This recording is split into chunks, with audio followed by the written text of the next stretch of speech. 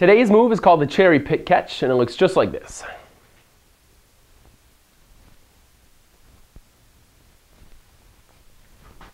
All right, there we have it, the cherry pick catch.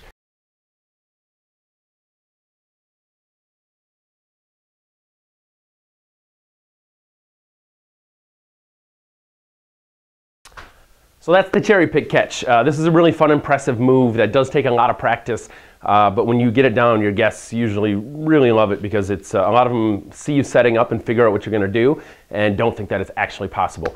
In theory, this should be just as simple as if you can throw a piece of popcorn up in the air and catch it in your mouth. It's kind of the same principle. However, a popcorn doesn't have to land straight up and down on the stick. So a couple pointers to get this one down. I'm using one of these little cocktail swords. I'll show you what I mean here. Come up close.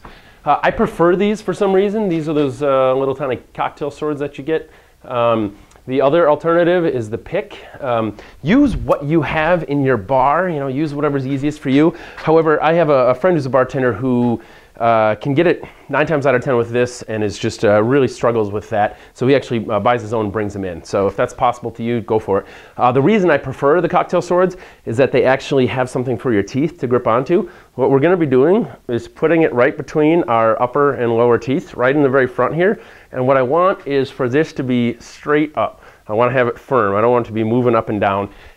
And really what I need to do to get this is to plant your body, put one foot out and the other behind you, and then put yourself, I don't want to be moving for this. I want to really be as kind of staying right here as possible with my head all the way back. It feels a little uncomfortable at first because you really are leaning back like this, but that's what's going to make it a lot easier. You want this to be straight up and down. You want the sword or the pick to be perpendicular to the ground.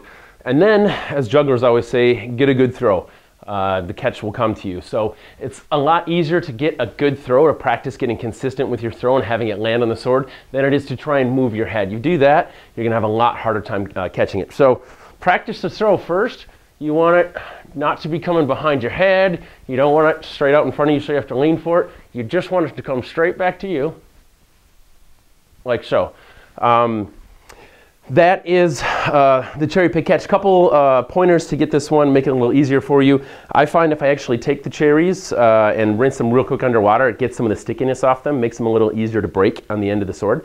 Also, cherries without stems. The stems for some reason will throw me off. So if you have stem cherries, I go ahead and I take those off, run them underwater. The other thing is, of course, you never want to put this in someone's drink. It's cool, it's great, you just caught this, but it's obviously not sanitary. You would never go and put that to garnish in someone's drink. So why would you ever do this? There's 2 reasons. One, of course, to entertain your guests, in which case if I did this with something that was going to garnish with a cherry, before I even attempt this trick, I will set a couple cherries on a sword or a pick down below, leave it in the little cherry bin, do this, and then actually take that and garnish it with them. So it seems a little fruitless, no pun intended, but it still entertains your guest and it's keeping it sanitary. The other fun way to use this move that I used to do was at the end of a show at the bar that I worked at. We put on a big whole Flair Bartending show. It was great. We'd all finish with this and then we'd lean forward and let some little cutie at the bar go ahead and take the cherries off the end of it for you while you have it hanging in your mouth. It's kind of a fun, slightly sleazy, but a fun way to do this trick as well. So if that works for you in your kind of bar, have fun with it.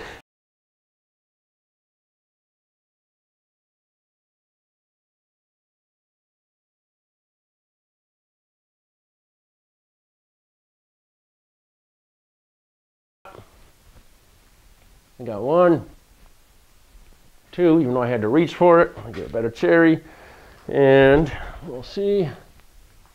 Hey, I got 3. Well, go figure.